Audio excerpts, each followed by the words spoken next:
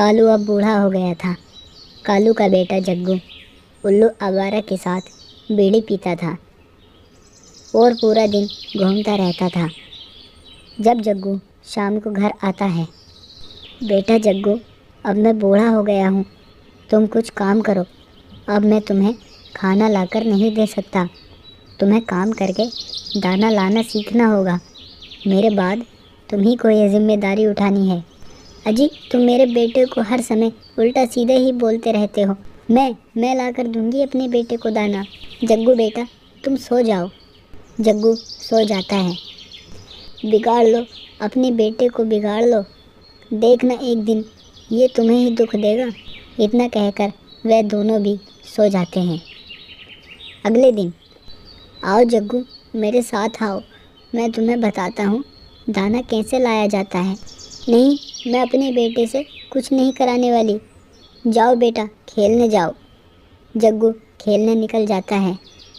गोरी, तुम ये बहुत बड़ी गलती कर रही हो। आप जाकर खाना लाओ, आपको कुछ नहीं पता। कालू दाना लाने चला जाता है। इधर जग्गू अपने दोस्त के साथ बीड़ी पी रहा था।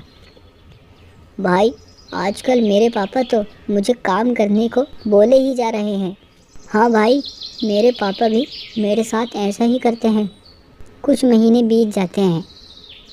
कालू अब बहुत कमज़ोर हो गया था। वह चिड़िया के पास जाता है।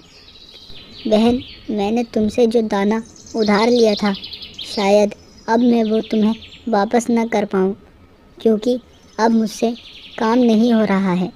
कालू भैया, आप कैसी बात कर रहे हो? मैंने आपसे कभी दाने को वापस करने बोला? पड़ोसी तो पड़ोसी के काम आते ही हैं।